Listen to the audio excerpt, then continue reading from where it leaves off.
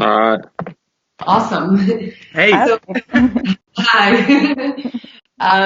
So I guess let's start by introducing ourselves, right? So my name is Fernanda, and I work for Esports. We're introducing ourselves, right? So my name is Fernanda, and sorry, I was on the Twitch. Anyway, sorry. So back to introducing myself, and I'll be moderating the discussion today.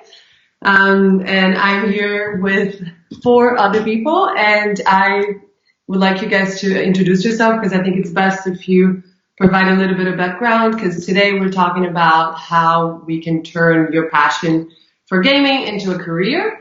So let's start with Jacquie Garrett. So she's the founder of GGWP Academy. So Jacquie, can you tell us a little bit about yourself and your background? Yeah, absolutely. So I'm the CEO and founder of GGWP Academy. Essentially, it's an online learning platform that will educate gamers on how to do the business side of gaming that will allow them to monetize a career in gaming or esports. So teaching them the things like media training, personal branding, gaming healthily, doing it within the law, all of that kind of stuff. So not actually teaching them how to play games, but everything else business-wise. Awesome.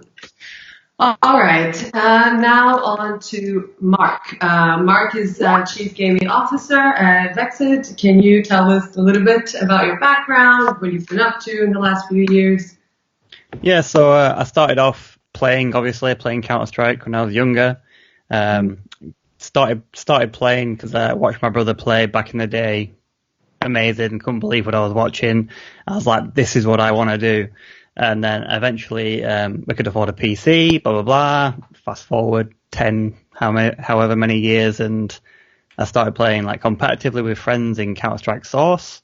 And now I am Chief Gaming Officer of the one of the UK's leading esports organisations. Very nice. Awesome. Yeah, thanks for joining us. Then our next panelist, ZoeTwoDots. So can you tell us a little bit more about what you do and why you're joining us here? Yeah, for sure. I'm kind of joining in on the influencer side in that I'm currently a Pokemon Go YouTuber. Channel's been kind of growing substantially over the last 2 years, like kind of combining gaming plus travel, showing people around the world and gaming alongside with that. And I think it's pretty interesting that like you guys are on board with esports in that the PvP side of Pokemon Go is like just been rolling out over the last year, and people are like looking towards that. How can we integrate, esports in with one of like the spin-off or partner sides of Pokemon? So yeah, it's really going to be awesome to be on board with this. Awesome. Welcome. And our last panelist is Toby. So can you also introduce yourself and tell us a little bit about your background and what you enjoy doing? Awesome. So my name's Toby. I'm a professional League of Legends player from Australia in the OPL for the Direwolves. I go under the name of Ubisoft in-game. And basically I've just been playing League for the past 5 years, and as I was younger, playing other games professionally, such as Call of Duty, but basically wound myself up playing for the Direwolves out at the Sydney Cricket Ground, playing in a big stadium, which is pretty nice with the team, and we got very nice facilities, and we got a great team, so that's what I do.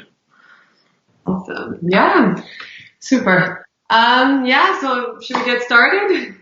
Absolutely. Yeah.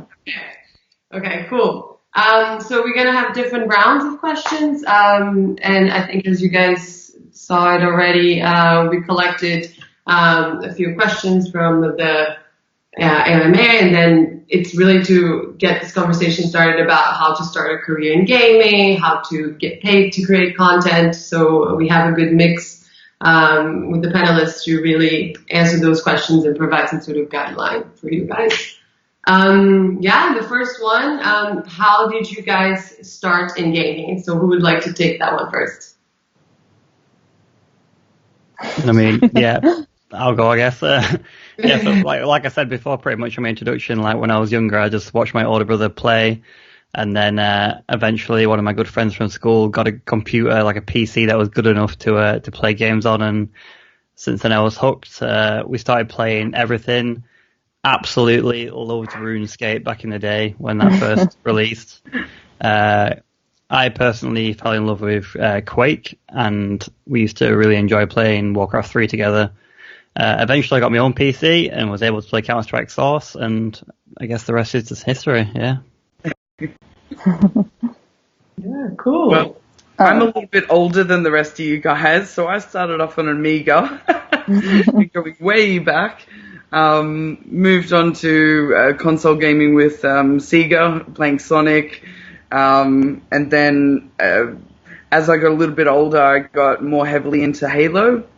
Apart from that, my major source of the reason why I'm in gaming now is because I have a 10-year-old son who's signed to a top-tier team in Australia, and my husband also streams and does podcasts and things like that. So my entire household is dedicated to gaming.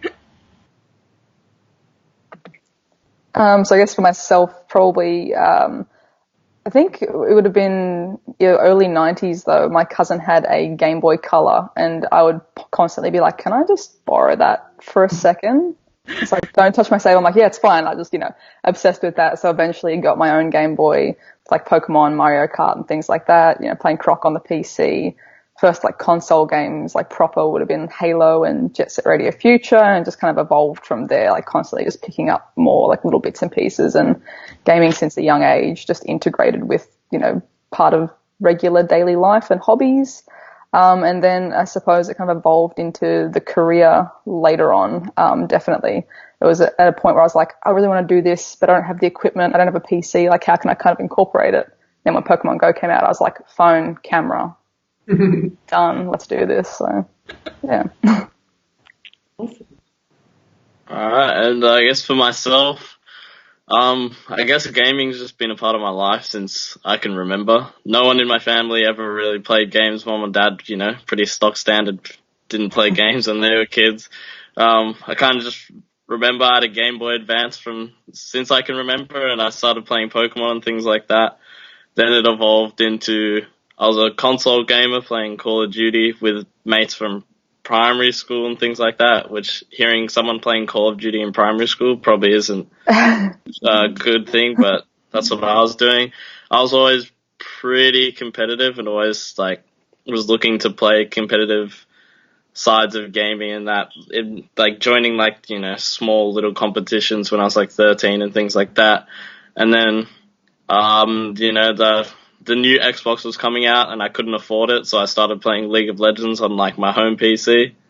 And I always thought I was gonna be a professional gamer since I was 14. So I kind of just played League till I got a really high rank when I was 16, then quit, did high school, and then came back and was like, okay, I'm gonna be a professional gamer now. And I just took 3 months and then I became professional League of Legends player. So just always grinding to be. Aaron scopes that decision. Well, they originally were on board with me being a doctor, so I guess doing the transition, I was just like, nah, I'm not doing that anymore. I'm gonna become a professional gamer. They were just like, well, I guess I was surprised, but it was like, oh, okay, well, I guess if you want to do that, go for it. They just, they gave me their faith, but it was definitely a shock. That's nice. For sure. Cool. And I think that leads quite well into our second question, where we should talk about the top 3 skills that you need to survive in this industry. So you seemed pretty straightforward in terms of, I want to do this, let's do this. How did you go about it? What skills do you think helped you survive in the industry? Toby, sorry. I think the biggest skill is literally just the main one is just hard work. It's just work really, really, really hard. There was a lot of obstacles in the way to get there, lots of people, lots of external life factors that were in the way, and you seriously have to, I guess, pick your target and shoot straight for it. You have to be ready to drop everything and anything to make it work, and that's what I had to make a lot of sacrifices. So really, it's hard work. There's not all other skills come from hard work. So I don't think there's three. You can just, that's my number one. Summarizing one, yeah. Yeah, I'd probably agree with that as well. Yeah. Oh, sorry, you go, Mark. No, go on. Go ahead. That was rude of me. Equally rude at the same time. It's all good. I jump on board with that, like the hard work, definitely, because there's always going to be a point as well where you're like, nothing's happening. I'm doing all of these things and putting so much out, and like, you feel a bit lost, or, your channel or your, streams and things like that might not be growing. But like, keep going. Like, you just need to kind of keep pushing or reevaluate why it might not be. Like, I think having good self-analysis of like, okay, I'm not being able to get out there or get viewers. What am I doing wrong? Do I need to talk to more people and network, people my size, people bigger, just take a risk and say like, hey, you want to collab? Like, and see what you could be doing to improve that. And yeah, as Toby was saying, like, keep going with it, keep working hard, grind. It is a massive grind. But it does work if you stick to it, definitely. Yeah, I'm pretty much the same. Like, you need to put the hard work in, you need to put the long hours in, you need to sacrifice pretty much everything to make it work, whether that be time with your friends, time with your family, skipping family holidays because you've got a tournament to attend or whatever, or qualifiers, etc. You just need to put the time in. Like, I put hours in, like 16-hour days over the course of the weeks, just to put stuff in place and make sure you're really, really chasing what you want to achieve, sort of thing. And just as Toby said, just know what you want to achieve and just shoot straight for it. I think the only thing I can add to all of that is maybe resilience in being able to deal with your online presence and things like that. The amount of tweets that come your way once you have maybe 10,000, 100,000 followers, whatever, you need to have a level of resistance to be able to deal with the good and bad that comes with that. Definitely agree. Yeah. I think that's sorry. Yeah, go for it. I was going to say, I think that's a good skill that you build over time as well. If you're building a healthy community and like being honest about yourself from the get-go and like what your values are as well from the start, like know who you are. Like, if you're not going to be playing a pretend role, if you're being you on the internet, know what you value and appreciate, because then as you grow your community, they tend to mold around that. Yeah. And then if, it makes it a bit more resilience for when you do have to deal with the negative or the conflict. You kind of have to lead them in what is and isn't acceptable within your community too. So sort of teaching them the way to be within your own community, I think, is important. Be a leader in that respect. So you would say just work really hard and also understand yourself and your limits and your community and how to work with them and benefit from what you guys are doing. But that kind of leads to the other question that people had, that like, can you actually have a career in gaming without having unrelated qualification, or is it just about the hard work, or what is there anything that can stop in terms of? I think Zoe has a really interesting crossover. So for myself, I'm a fully qualified graphic designer. So I guess from my end, I had a bit of video editing experience that gave me a bit of a leg up. So my main major or whatever wasn't in video editing, but I knew the software, I knew the interface and things like that. I could make maybe nicer thumbnails than someone who was, maybe 100 subscribers at that time. You only get the default image and things like that, or having that knowledge to make something a bit more eye-catchy and get clicked on, know how to kind of cross-market and promote yourself over different social media channels and things like that.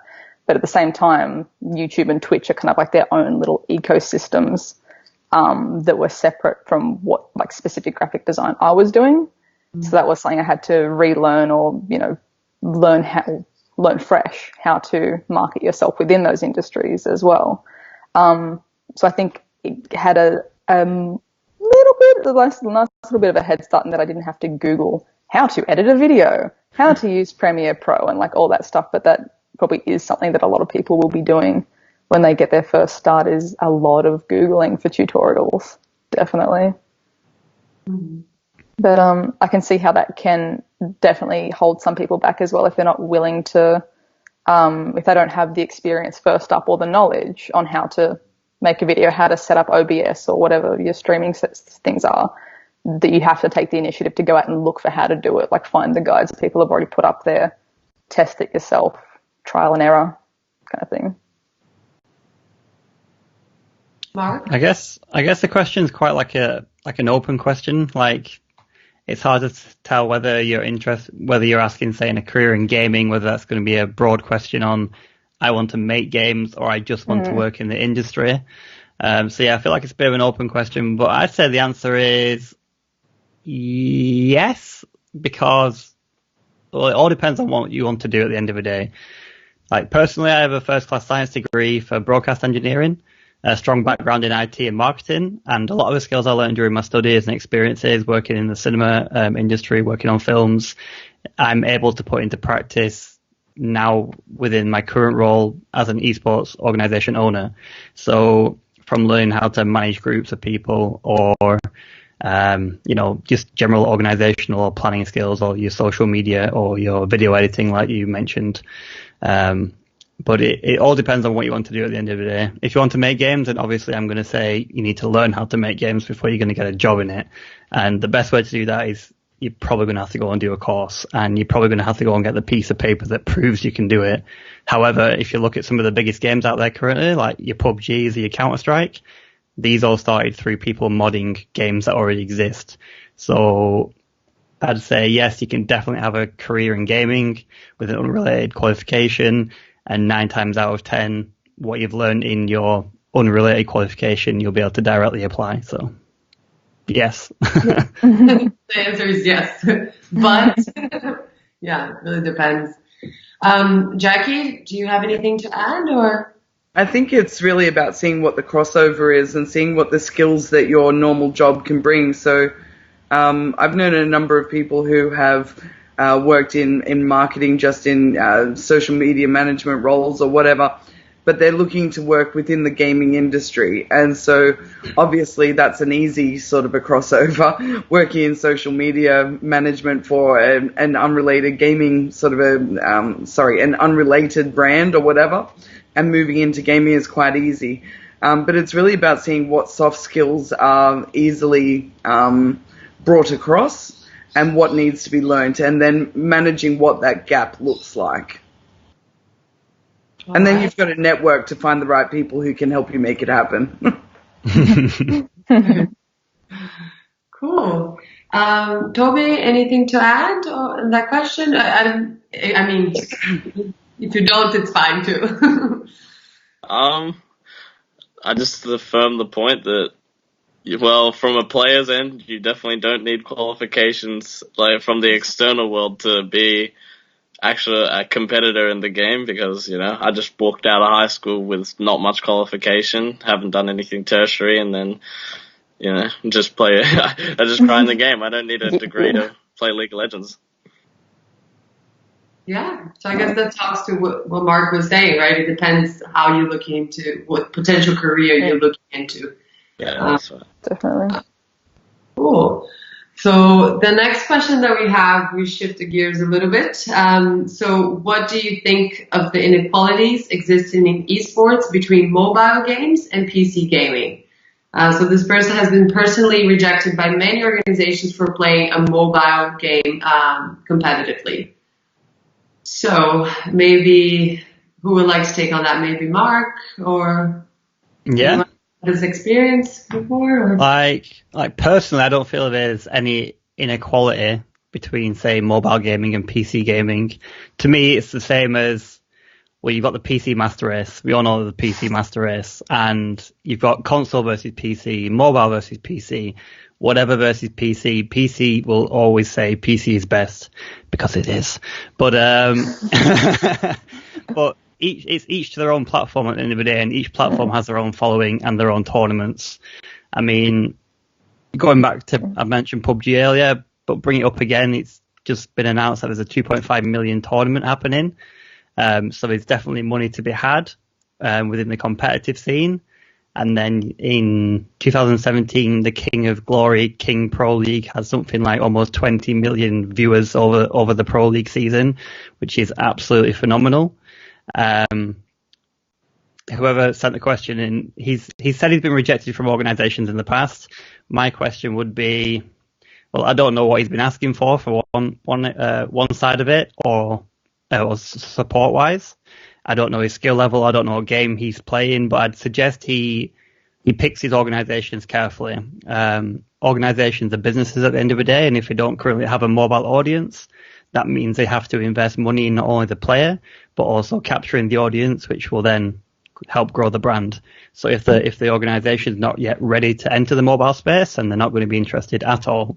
However, if there's organisations out there already which are already in mobile esports, which is, well, the bigger names will be your Cloud9 or your Complexity. I know they have quite a strong mobile presence.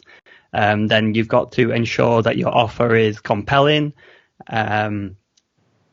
You add value to the organisation, because a lot of the applications I sift through is a lot of the players are asking for the world, but yet in return they're offering absolutely nothing. They just want to play a game, which is not what being a pro player is all about. There is so much more to it than strictly just playing the game. And Mark, would you say that there's hotspots globally where mobile gaming is more prevalent? Yeah, China for sure. Like Southeast Asia. We all know Tencent. We all know the grip they have on the Chinese era, and we all know I assume a lot of people know in the industry anyway that are interested in the business side of it, know the plays that Tencent have in certain companies, Riot being one of them. But over in China, obviously, PCs aren't everywhere. However, mobile technology is getting better. It's becoming much easier to get hold of a mobile phone for a lot cheaper than it is to get hold of a PC that can play the equivalent to League of Legends, which is the Arena of Valor, I think. Mm-hmm. It's pretty much League of Legends on mobile, to be fair. So yeah, there's certain regions. India is one of them as well. There's a really big mobile scene in India for the same reason. Yeah. I see a lot of people shaking their heads. Yeah. Yes. Yep. Absolutely. So I think Mark covered that. What? I think Mark covered that question really well. Yeah. That's a really concise answer. Yes, that's about right. Cool. Good. Okay, so let's talk a little bit more about pain points for pro players. So what would you guys say that is the biggest pain point for pro players when it comes to competing? You take this one, Toby. Yeah. Something I've tackled a lot as a massive pain point would be maintaining relationships that are not part of, like, I guess, your everyday gaming. So, like, you know, keeping up with family members. I've got plenty of mates who've gone to university and I just don't have the time to keep up with them. I've had a few girlfriends that I haven't had enough time for because I've been playing League of Legends every day, all day, and it just puts a massive strain on your life, like balancing those, I guess, you know, your gaming life and your normal life, I'd call it. So that's definitely the biggest pain point for gaming, for sure. And do you agree with that, because on that, like, you expect it to be like this for the next 5 years, or? For what I set out for myself to achieve, you know, like, I want to be the best. I want to go as far as I can with this. There's not enough time in the day to balance everything. So yeah, I do have to make sacrifices, and I see, you know, mum and dad where I can and see the family, but really it's go. And when I get a free time, I'll use it well. Other than that, I'm just playing. Yeah, I'd completely agree, to be honest. Like, so not as a player perspective, obviously, but as an organizer or owner, it's exactly the same points. Like, just trying to have a life outside the game is near impossible. It's whether you're traveling, whether you're, got a meeting, a call, looking after your players, or in Toby's case, qualifiers or leagues or whatever. It's almost impossible. I live in the same house as my fiance, and I probably see her for about 2 hours a day. It's difficult. Yeah, I'd agree with that as well, especially if, when you're starting out until you get into a schedule necessarily, or even then once you have got your schedule and you're growing and you're doing this like daily, it might not necessarily be the same as a 9 to 5 where you have these like, cool, exactly this many hours in the day where I play the game, make videos, or like mark, organize teams and things like that. It can be that you're dealing with different time zones and like, oh wow, my viewer base is USA. That's an awkward time zone. I got to get up at 6 a.m. to do streams to actually be able to, facilitate that. So then, you miss your partner going off to work and things like that as well. If you're in the evening, I try to personally have everything wrapped up so that I can just have the evening time with my partner. But that almost always doesn't line up. Like you will be still editing or still trying to finish certain matches or whatever it might be for what you're doing in the industry. And that eats into your personal time, definitely. So, yeah, big pain point. I feel like these guys are describing startup world. No time for anything. Dedicated and focused. Yeah, that's not for me. That's the way.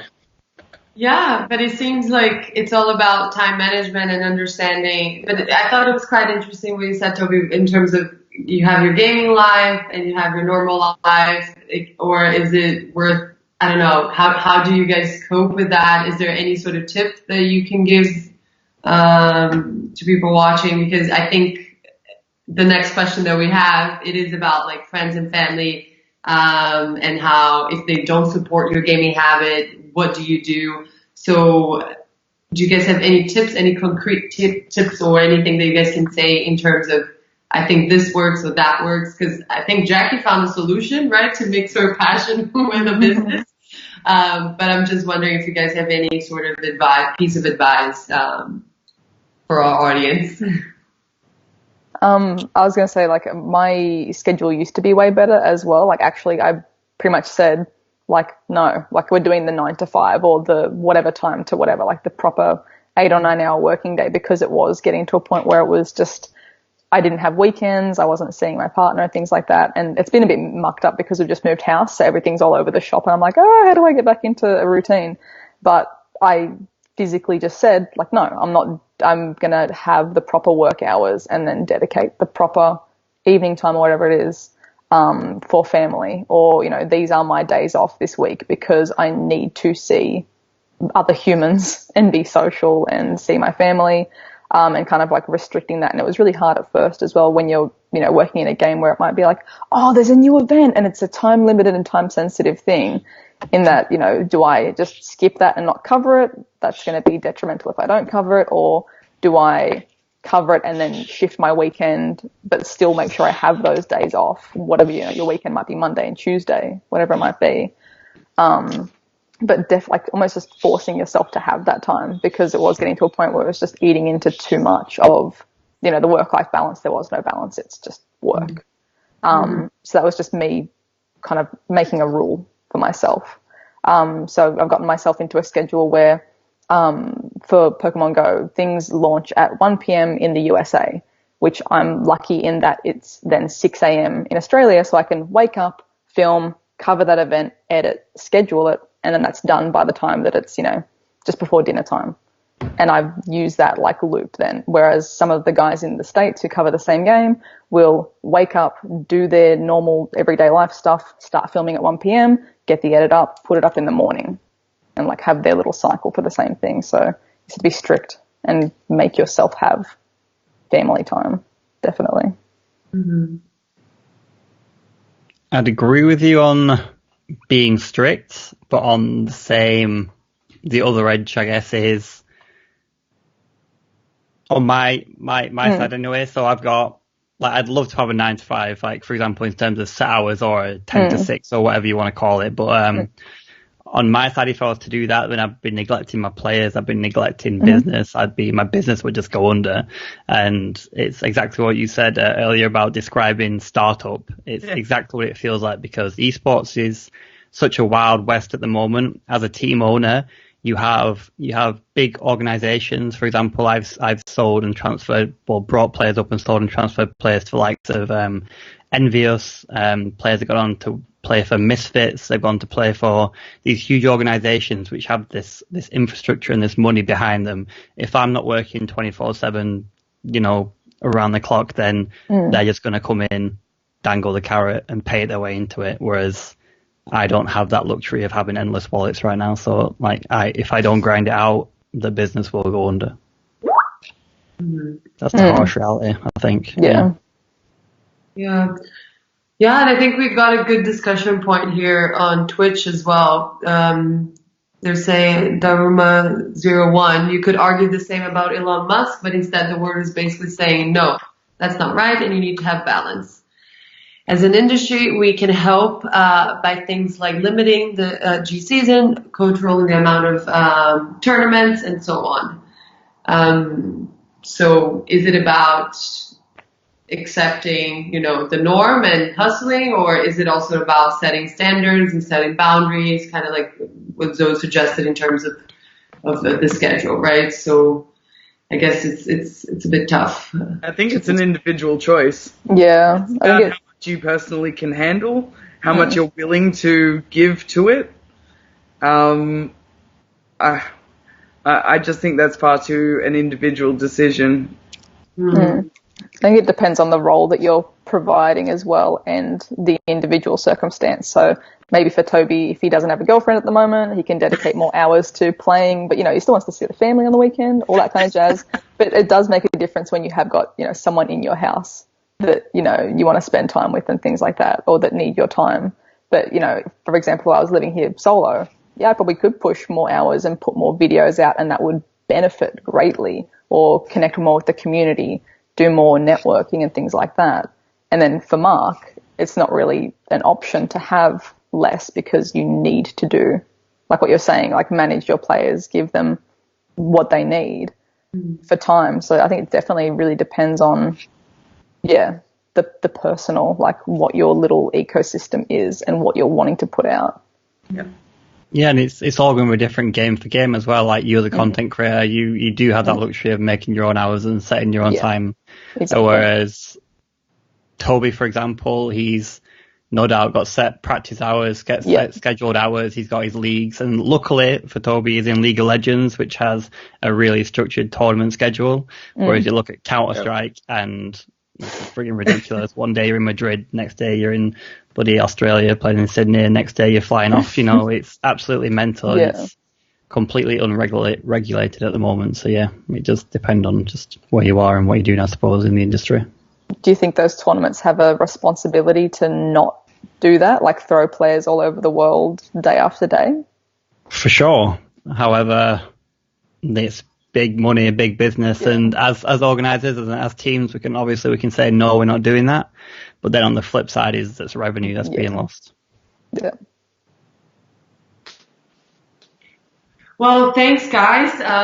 We have a lot to cover still. I just wanted to take the time to reintroduce our amazing panel for those that just tuned in. So we have Jacquie Garrett, founder of GGWP Academy, Mark Vela, Chief Gaming Officer at Vexed, ZoeTwoDots, influencer, YouTuber, and Toby Horne from Greyhound Gaming.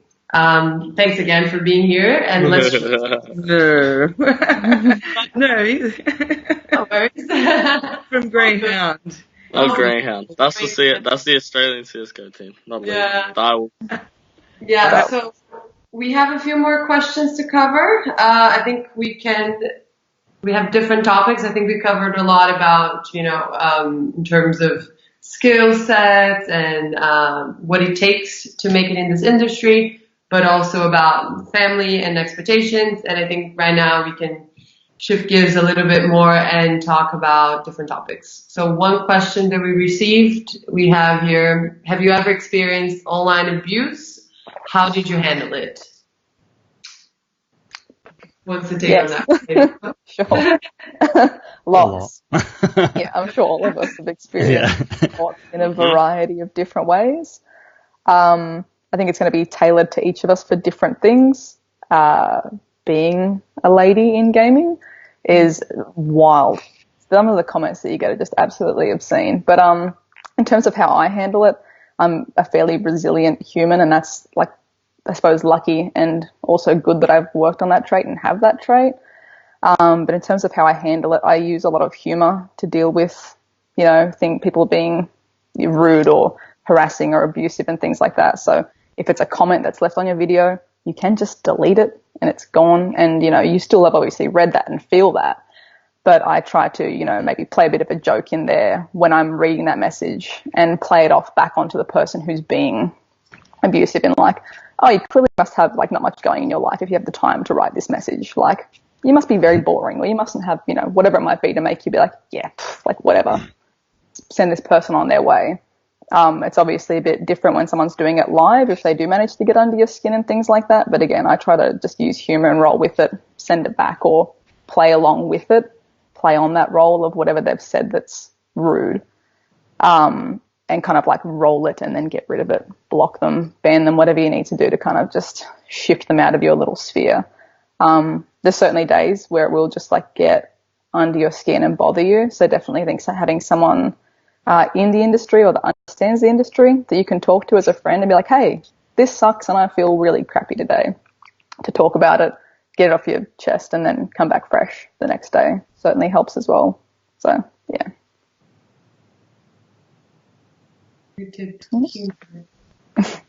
Yeah. I guess leading on to that, just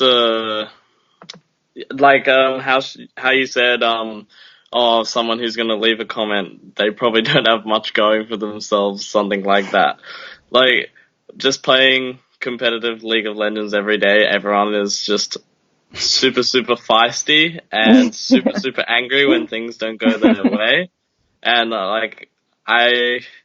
when I'm playing, that's usually when I get the most hateful comments, and it's just like, yeah, I understand where they're coming from and the things they're saying, and I've taken the steps over, the past few years to, I guess, develop the way I communicate with other people who play League of Legends, and I guess it's just from my standpoint, it's like sympathizing with those people, because I've met a lot of people from the League of Legends scene who I have gotten a lot of hateful comments from, and then I meet them in person and I'm just like, oh wait, okay, you're a human, where, just angry and fighting for the sake of fighting, but when it comes down to it, a lot of these people are quite nice humans when, you're in person, but behind the screen, it's pretty dehumanizing. It's pretty easy to just say something.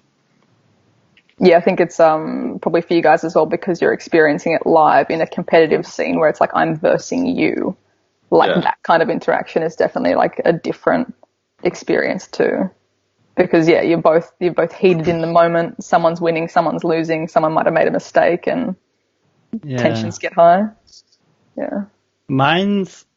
My main source of abuse is from, say, match day, for example. Like, if a team's not done well, if we've lost a game we should have won, if it's been really close, neck and neck, like, we get a lot of exposure on the press, etc. And there's been times that people have just gone in, we've lost a really important match, we're already feeling as low you can feel. Toby, like, you can totally relate, like, losing an important match, like how crap you feel from losing, like, in a really important game, and then all of a sudden you're being flooded by this message: I hate you, go kill yourself, you shit, I can't believe you're a professional player, disband. Like, you don't need that. Like, there's been times where I've just been led on my office floor thinking, like, what am I doing? Like, what is the point in chasing this if everyone's just going to abuse you at the end of it? But then I realized I've never clicked on a single person's profile or Steam account or Twitter profile, etc., that has said a hateful comment and thought, you know what, this guy's doing well for himself. This guy's going to go far. They always they're always doing nothing with themselves, and they're just talking smack behind the computer. You know, like winners don't quit and losers talk shit. That's just how it is. Yeah. I like that. Yeah. Well said. I'm like, oh.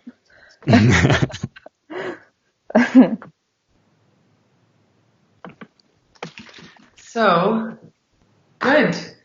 I'm not good that people are trolling because of life, but that you're finding different ways of dealing with it and finding what works for you. But I guess that's something that if you want to pursue a career in gaming, you have to understand that this is going to happen. You find a way that works for you.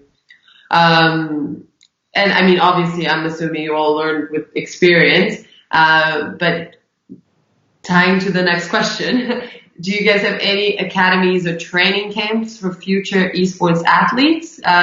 So this person wrote, I'm a bit addicted to gaming and I'm hoping to make a career out of it in the future.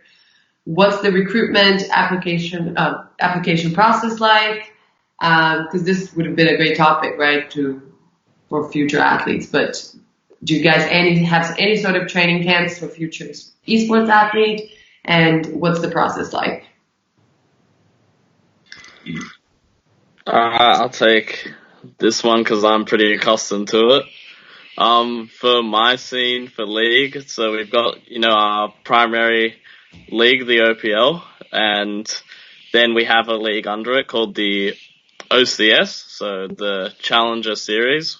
And basically the pathway to going professional in like League of Legends would be playing what we'd call like solo queues, so just like matches anyone can play.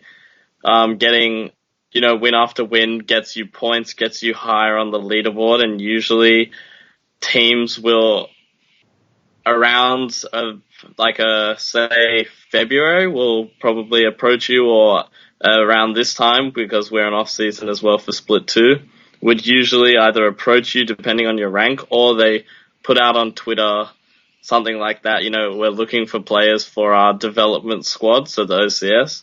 And usually if you're, a high enough rank, they're pretty quick to pick you up in League of Legends. Like, as soon as you've got that number, you've got that spot. So grinding the game, building the rank, and then applying to teams when they're looking. So following them all on Twitter is probably the best start to that, seeing what they want, because they're usually pretty blunt about it.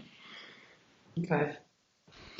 Yeah, I'd say get a team and start competing, to be honest. Like League of Legends is great, and that period where you can get kind of notoriety or get noticed from literally playing casual matches and grinding up in what's essentially a casual matchmaking queue, and people going, okay, he's achieved this rank in this game, he must be decent enough to achieve that rank, let's give him a go.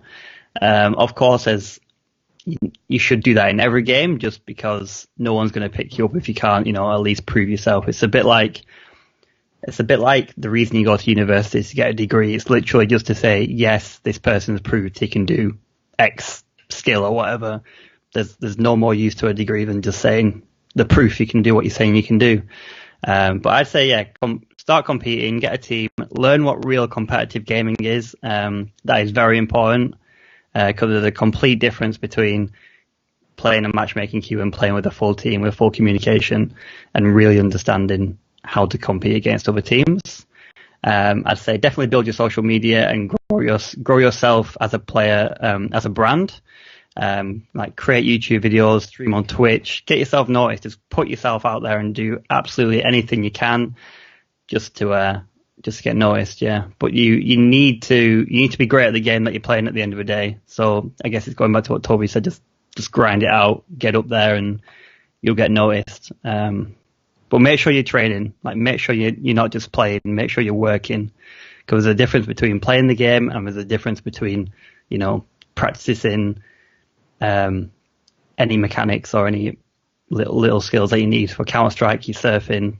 Great for your movement, your smokes, etc. There's so much in the game. There's so much to learn. You shouldn't just be there on League of Legends clicking up and down a lane, and praying you hit a skill. That's right. But can I ask a follow-up question? How would you go about developing those skills? Have you seen any sort of training camp, any sort of anything more specific to guide someone that wants to go through develop these skills to achieve those goals? Or can you maybe, I'm not sure, have you experienced that process of someone being like, okay, I need to focus on that, and any sort of structured way, such as an academy or a training camp? Or not so much an academy or a training camp, I wouldn't say. I know there are some small ones in, say, well, there's quite a few in Denmark.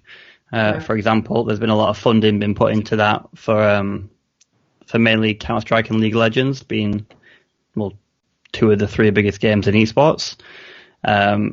Personally, I learned everything that I needed to learn through the solo queue at the start, because you're in Counter-Strike, you're on Mirage, everyone's like, oh, smoke off CT, oh, I don't know that smoke. The amount of abuse you're about to take for the next 10 seconds because you don't know how to throw one smoke canister is unreal.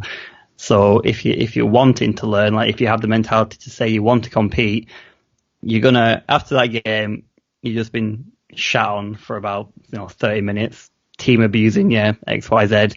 Okay, maybe I should go and learn this. And then there's YouTube videos, there's professional matches to watch, there's some websites out there which show you how to line stuff up, and I'm sure there's something similar as well for League of Legends and Dota alike. Yeah. And one-on-one coaching as well. I've noticed a few people with, well, not a few people, but a lot of people with one-on-one coaches. Yeah, that's true. Some of our players do that in the spare time. I know a Hearthstone player does it quite often as well. So yeah, that could be an option for sure. Yeah, good point. Yeah. I know that there is, from League of Legends, there is tons and tons of just free content. Like, as you say in CSGO, it's like the, learning your smokes and things like that. Like, League of Legends, like, there's so much to know in that game. Like, I'm still learning. If I want to pick up a new character, for example, like, I'm on YouTube, I'm just absorbing all the free information I can. Like, that's my training camp. That's watching other people's streams, watching YouTube.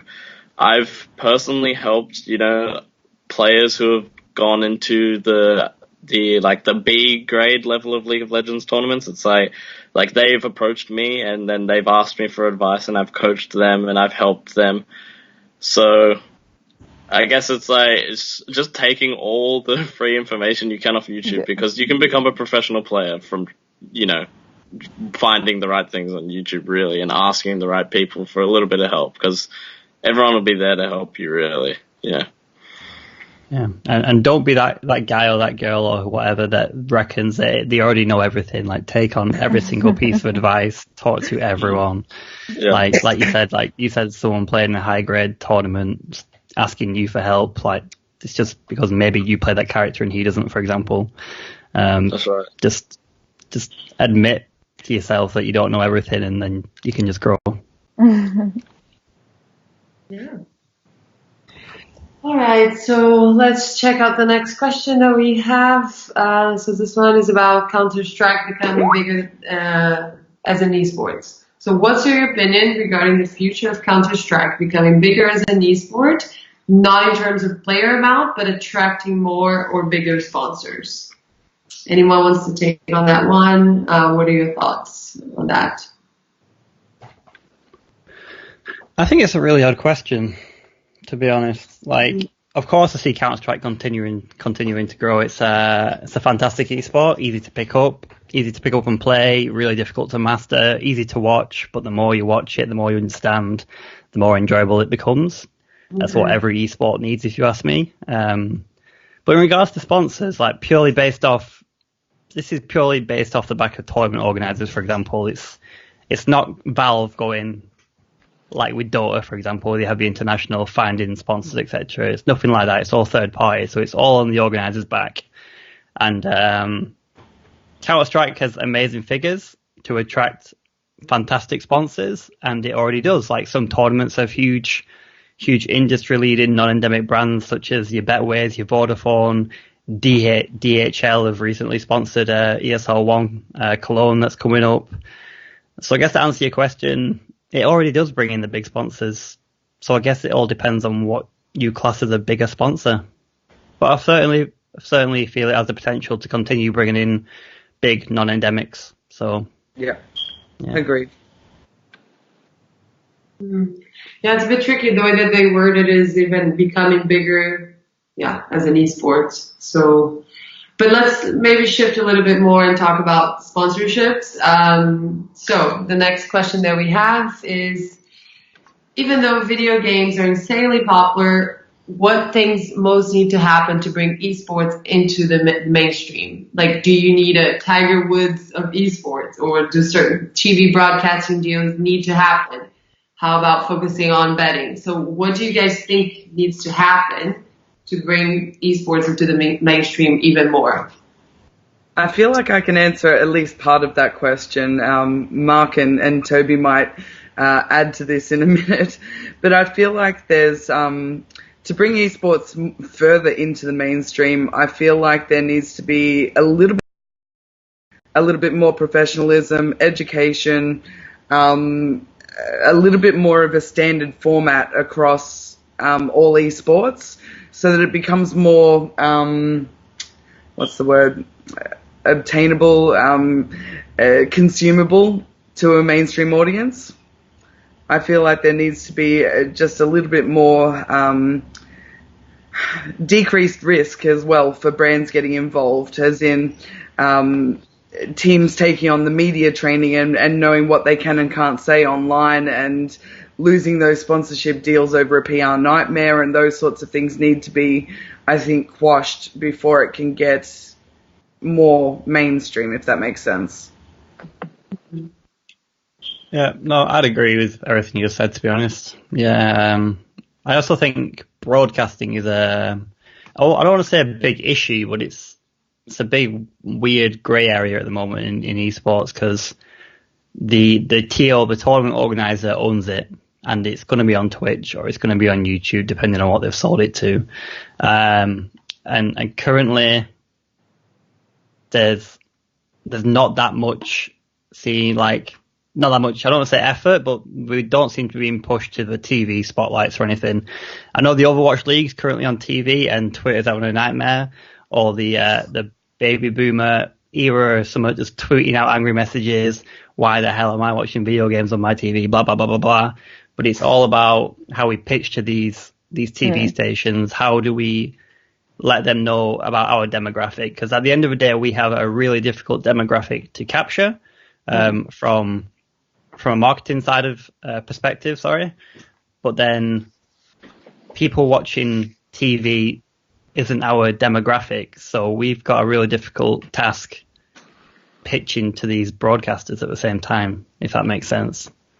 Yeah, we're already on Twitch, we're already on YouTube. Like, I'm never in front of my TV ever, unless girlfriend's complaining or whatever, and I go and watch some crap telly with her for a bit. But I am never in front of a TV, so it's a bit of a weird one. Like, obviously, being in front of the generation on their medium is going to help. However, we've got a difficult task to prove our media's worth it to that company, because we're not in front of the boxes. Yeah. Oh, I even have something to add on that one.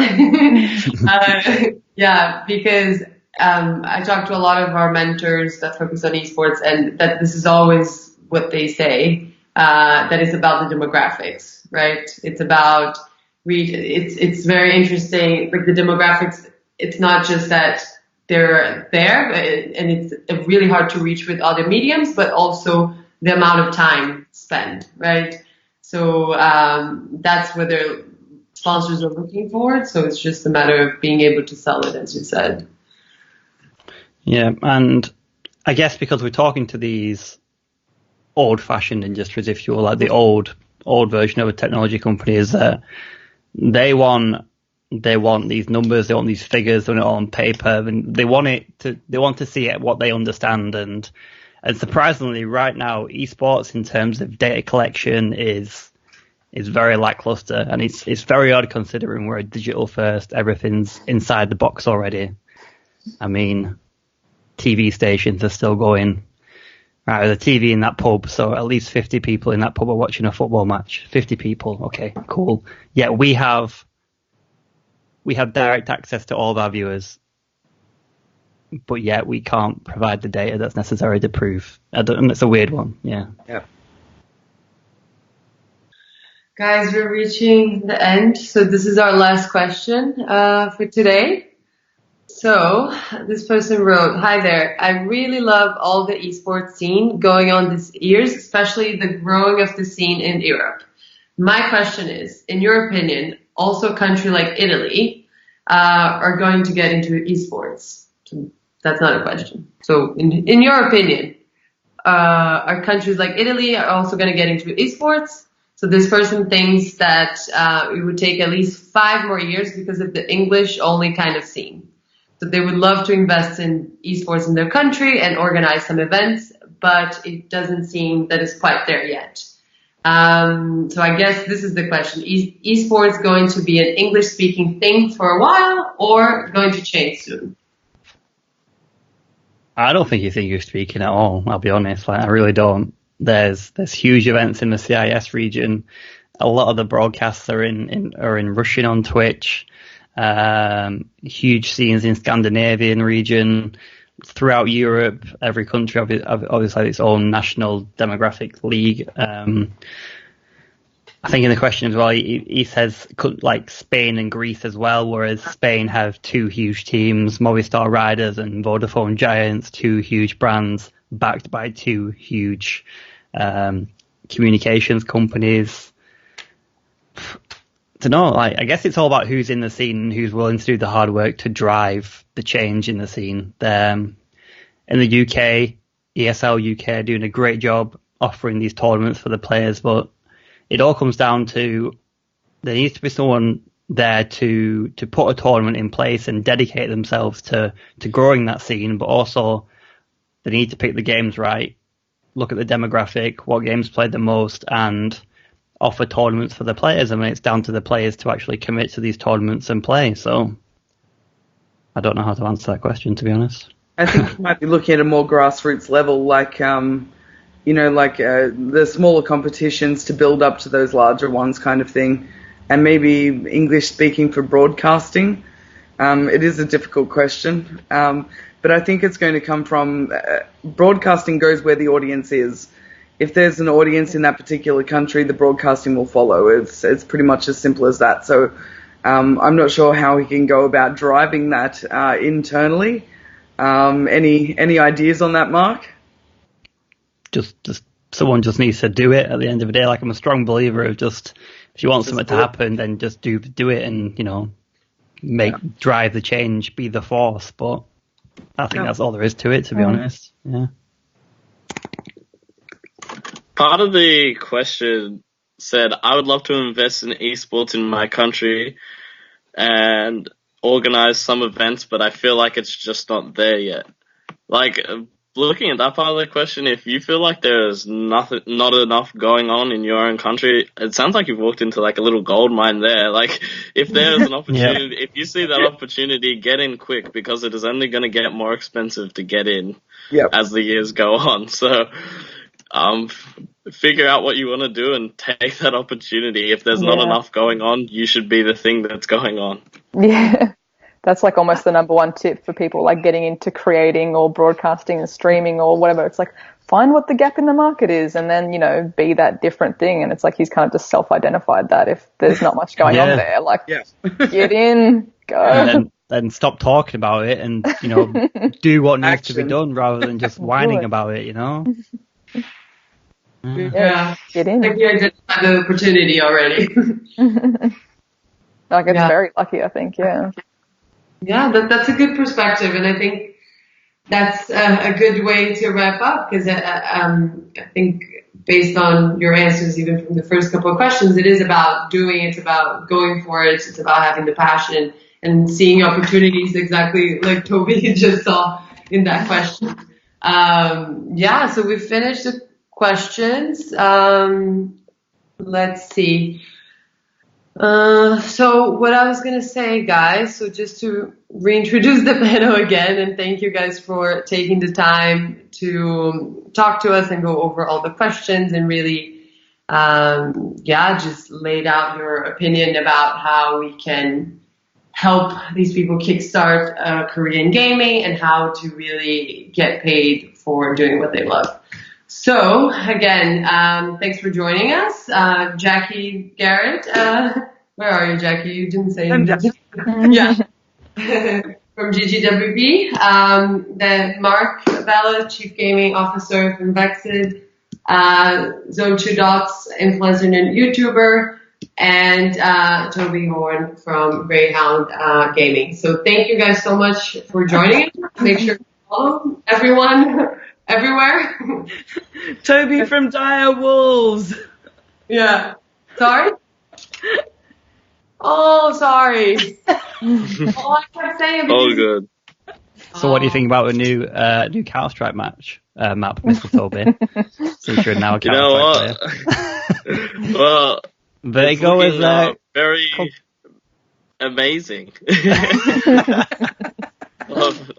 All I know is I watched TL vs Fnatic. That's as far as my knowledge goes. Ah, okay. Oh. Are we still?